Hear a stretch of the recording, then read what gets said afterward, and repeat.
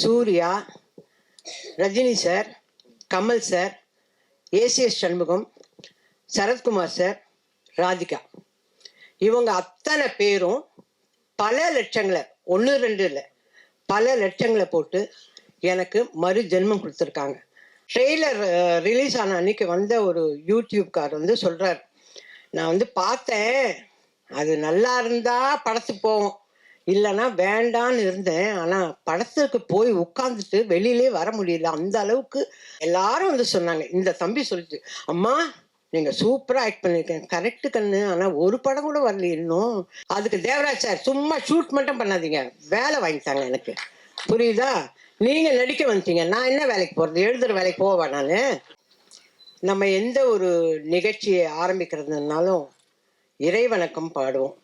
நான் இப்போ இறைவணக்கம் பாட சொல்லலை, ஆனால் நான் இன்னைக்கு உயிரோட மறு ஜென்மம் எடுத்து இங்கே நிற்கிறேன் உங்கள் முன்னாடி எல்லாம்னா அதுக்கு காரணமாக இருந்தவங்களுக்கு இந்த தருணத்தில் நான் நன்றி சொல்ல கடமைப்பட்டிருக்கேன். ஏன்னா இன்னைக்கு எனக்கு தெரிஞ்ச நிறைய மீடியா பீப்புள் எல்லாம் வந்திருக்கீங்க, உங்கள் எல்லாருக்கும் தெரியணுங்கிறதுக்காக தான் நான் இதை சொல்கிறேன். எனக்கு மறு ஜென்மம் கொடுத்தது ராஜ்குமார் சேதுபதி, ஸ்ரீபிரியா, சுகாசினி, மணிரத்னம் சார், கார்த்திக் தம்பி, Suriya, Rajini sir, Kamal sir, ACS Shanmugam, Sarathkumar sir, Radhika, இவங்க அத்தனை பேரும் பல லட்சங்களை, 1-2 இல்லை, பல லட்சங்களை போட்டு எனக்கு மறு ஜென்மம் கொடுத்துருக்காங்க. அவங்க மறு ஜென்மம் கொடுத்தனால தான் இன்னைக்கு நான் உங்கள் முன்னாடி நின்று பேசுகிறேன். அவங்களுக்கு இந்த தருணத்தில் நான் நன்றியை தெரிவிச்சுக்கிறேன். ஏன்னா இதெல்லாம் வந்து என்னுடைய அன்பு சகோதரர்கள் மீடியா பீப்புளுக்கு தெரியாது, அவங்களுக்கெல்லாம் தெரியணுங்கிறதுக்காக தான் நான் இதை சொல்கிறேன். அதே மாதிரி இப்போ கான்சிட்டி 25வது நாள், நான் நடிக்க வந்த காலத்தில் 25 வாரம், 50 வாரம், 260 நாள், 365 நாள், இப்படி படங்கள்லாம் போச்சு. அப்போ தான் எங்களுக்கு கூப்பிட்டு ஷீல்டெல்லாம் கொடுப்பாங்க, அது இருக்கு நிறைய. இப்போ 25வது நாள், இந்த 25வது நாள் வர்றதுக்கு காரணமே நீங்கள் எல்லாரும் தான். உங்கள் எல்லாருக்கும் தான் நான் நன்றி சொல்லணும். நானே வந்து நிறைய யூடியூப்பெல்லாம் பார்க்க மாட்டேன், இதை பார்க்கும் போது இங்கே வந்தவர் ட்ரெய்லர் ரிலீஸ் ஆன அன்னைக்கு வந்த ஒரு யூடியூப்கார் வந்து சொல்கிறார், நான் வந்து பார்த்தேன், அது நல்லா இருந்தா படத்துக்கு போவோம், இல்லைன்னா வேண்டான்னு இருந்தேன், ஆனால் படத்துக்கு போய் உட்காந்துட்டு வெளியிலே வர முடியல, அந்த அளவுக்கு அது அவ்வளோ இன்ட்ரெஸ்டிங்காக இருந்தது அந்த படம், ரொம்ப சூப்பராக பண்ணியிருந்தாங்க அப்படின்னாங்க. நிறைய பேர் சின்ன சின்ன ஆடியன்ஸ் எல்லாம் வந்து கேட்குறாங்க, இவங்க எல்லாருமே வந்து ஐயோ ரொம்ப நல்லா இருக்குங்க, ரொம்ப நல்லா இருக்குங்கன்னாங்க. நிறைய வருஷத்துக்கு அப்புறம், நிறைய வருஷம், அதாவது அருணாச்சலம் இதெல்லாம் முடிஞ்சதுக்கு அப்புறம் வடிவக்கரசியம்மா இதில் நல்லா பண்ணியிருக்காங்கன்னாங்க. ஐயோ நான் திருப்பி படிக்கிறேன், எதை மறந்தா போல போய் எழுதிச்சு அந்த பிள்ளை அப்படின்னு சொல்லிட்டு திருப்பி படிக்கிறேன். அந்த மாதிரி அவ்வளோ சந்தோஷமா இருந்தது. சரிங்க, ஒருத்தர் நல்லா நடிச்சா, நான் இதை கேட்டுடுறேன், கோச்சுக்காதீங்க யாரும். நீங்கள் எல்லாரும் யூடியூப்ல வடிவக்கரசி, யோகி பாபு நல்லா நடிச்சாங்க, இவங்க நடிச்சாங்க, அவங்க நடிச்சாங்கன்னு எல்லாம் சொல்றீங்க, ஓகே.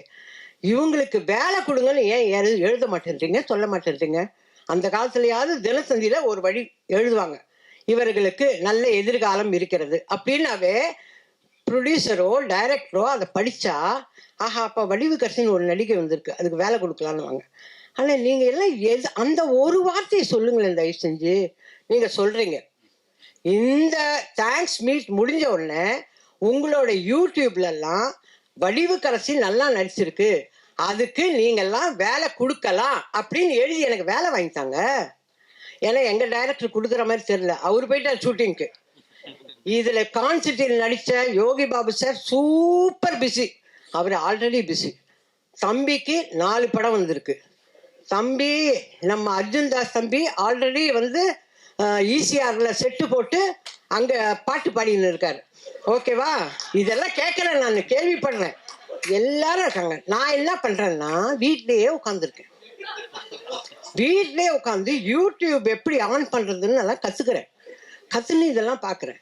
அதுதான் நான் கேட்குறேன். எல்லாரும் வந்து சொன்னாங்க, இந்த தம்பி சொல்லிச்சு, அம்மா நீங்க சூப்பரா ஆக்ட் பண்ணிருக்கேன். கரெக்ட் கண்ணு, ஆனா ஒரு படம் கூட வரல இன்னும். எனக்கு எனக்கு வேண்டியது வேலை. எல்லாரும் நீங்க இந்த படம் முழுக்க வந்துட்டீங்க, அதனால உங்களுக்கு 5 நாள் வேலை கொடுக்க மாட்டேன்னா நான் எப்படி சோறு தின்றது? 5 நாள் வேலை கொடுக்க மாட்டேன், 3 நாள் வேலை கொடு. இந்த ஈபியை கேட்டா, அம்மா நீங்க 10 வருஷம் அக்ரிமெண்ட்ல இருக்கேன். என்ன அக்ரிமெண்ட்? நான் என்ன சொல்றேன், அக்ரிமெண்ட் இருக்குல்ல, மாசம் ஆனா எனக்கு சம்பளம் அனுப்பிடு. அதை செய்யுங்களேன். மாசம் மாசம் வடிவுக்கிற அம்மாவுக்கு சான்ஸ் கொடுக்குறோமோ இல்லையோ, சம்பளம் மட்டும் அனுப்பிடுவோம் அப்படின்னு செய்யுங்க. விசு சார்லாம் அப்படிதான் பண்ணாரு. விசு சார், வி சேகர் சார்லாம் எங்களுக்கு மாசம் மாசம் சம்பளம் அனுப்புவார். அந்த மாதிரி பண்ணீங்கன்னா சந்தோஷப்படுவேன். மியூசிக் டைரக்டர் வந்தார், அம்மா நீங்க நல்லா எல்லாம் சரிப்பா, எனக்கு வேலை கொடுங்கய்யா, கொடுத்தாதானே நான் ஃபர்தரா நடிக்கிறது.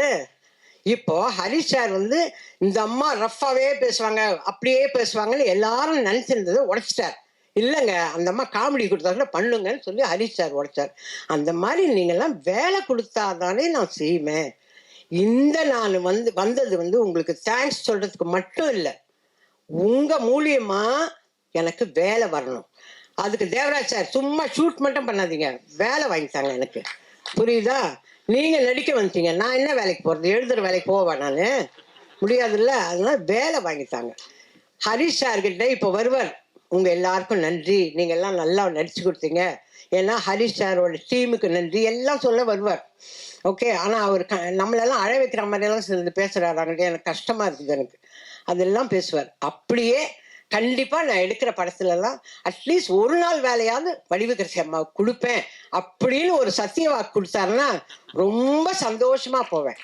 அது எப்படிங்க, அவரோட டீம்ல பாட்டு எழுதுறவர் இருப்பாரு, மியூசிக் டைரக்டர் இருப்பாரு, அர்ஜுன் தாஸ் தம்பி இருப்பாரு, ஆனா நான் இருக்கக்கூடாதா? நான் இருக்கக்கூடாதா கேட்கறேன் இல்ல?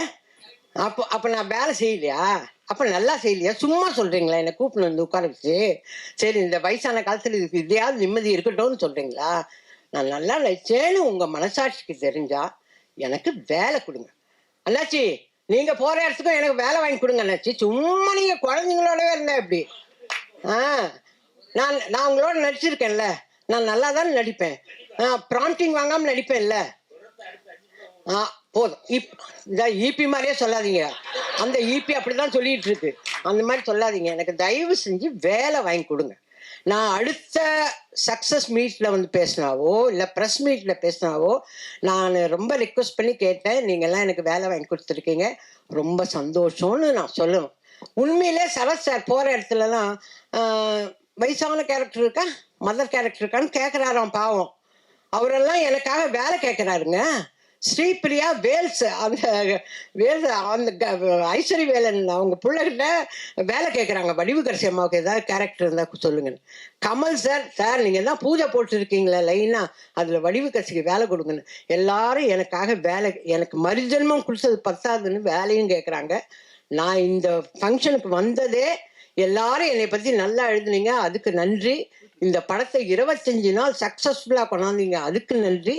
மேலும் மேலும் எனக்கு வேலை வாங்கி கொடுக்க போறீங்க, அதுக்கும் நன்றி. கொடுங்கன்னெல்லாம் கேட்கல, கொடுக்க தான் போறீங்க, அதுக்கும் நன்றி. அம்மா சீக்கிரமாவும் முடிச்சிட்டேன், பெல் அடிக்கிறதுக்கு முன்னாடி. ஏன்னா எனக்கு டைரக்டர் பேசுறத நான் பார்க்கணும், நான் போயிடக்கூடாது, நான் பார்க்கணும். என்னதான் சொல்றாரு பார்ப்போம். அண்ணாச்சி நீங்க தான் சாட்சி. நன்றி நன்றி நன்றி நன்றி நன்றி.